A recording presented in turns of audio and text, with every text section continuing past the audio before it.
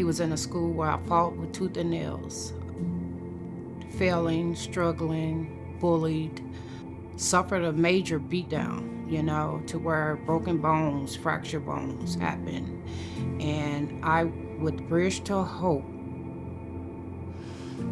if it was not for Bridge to Hope, my grandson would still be expelled from school today. And Bridge to Hope stepped in, and I tell you, they went to bat with me, and I took them to the highest court that we would go, and they gave in. And now the school that he's in, a student. I'm the executive director of Bridge to Hope, and it was started to help parents from the lowest 10% of schools be able to advocate and flip the system. We want their kids to read on grade level. We want them to be powerful advocates. We want our parents back re-engaged where they properly belong. It's not based on color. It's not based on black kids versus white kids. We want all children, anyone going through the education system, to thrive. For a lot of our parents, they think that things are already working. They think their report cards are good reflections of their kids' achievements. What they're learning through Bridge to Hope is that that's not all that you need to know in order to guarantee that your child succeeds through school.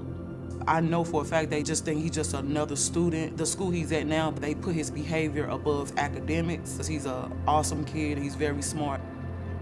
I do feel like if they do value him, it will boost his confidence, just seeing the love come from the administrators and the teachers. We want Bridge to Hope to be a force and a movement. We want our parents to be informed. We want them to be strong when they show up to board meetings. We want them to feel confident when they're at parent-teacher conferences. And we also want them to set goals for their own kids. One of the major things that I really learned was how much money is advocated to each student, and then now seeing a lack of where that goes. You have Normandy with the highest numbers. They get the most money per child, but it's failing. You don't even know that you're entrapped in a space until somebody shows you what this entrapment looks like in your backyard. And until you're willing to accept that there's a new thing that can happen to change it, you might stay in that entrapped place from kindergarten to 12th grade. We don't want that. Like 50% of kids read below grade level in our entire state. That's a lot. When he got into 6th grade, Abraham, my son, was getting into trouble, so they wanted to put him out of school because he made a weapon. The principal, my husband, and Abraham had a meeting. And the principal asked him, "Abraham, you're not a bad kid. Why are you getting in trouble?" Abraham told the principal, "I cannot read." Abraham was not on reading level. So when a kid is not on reading level, what do? They find things to do to keep their minds going. We're not in opposition to the district. We're in opposition against the system. It hasn't worked for children. It has failed them for decades. And we want the system to do something that it wasn't designed to do. For the people that are afraid, you can step with somebody next to you instead of doing it alone. It's a confidence building space. It's a space to rebuild hearts and fix mindsets and shift cultures and do all the things that we can do anyway, but now you've learned how to do it differently towards the results. When are you not feeling connected with Bridge to Hope?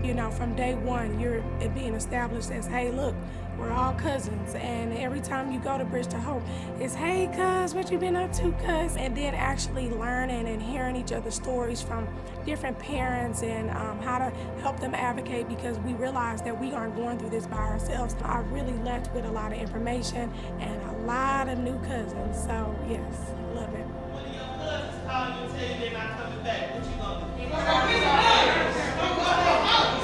The first thing I tell anybody that walk in the fellowship is everybody sitting around you, these are your cousins. The reason I do that is to start to build community from day one. That's how movements stay movements. It's so authentic, it's not a front, and it's a connection that I've been looking for quite some time. A lot of us women and men are in need of someone to kind of enlighten us on some things, and so it's almost like being nurtured, if you will. So Bridge to Hope has nurtured me, and so that I'm able to nurture others. So I'm proud of that.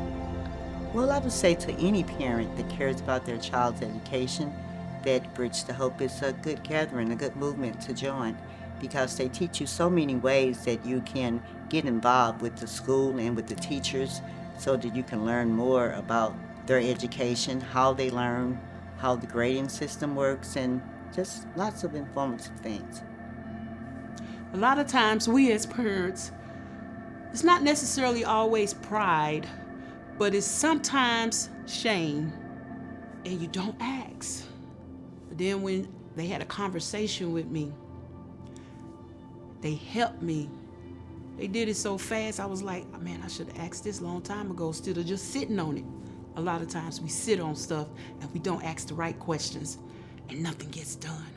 But when we began to advocate or speak up for ourselves so our voice can be heard, that's when things happen. For the people that do it, their lives will forever be changed. And that's why I love Bridge to Hope so much. We're different by design.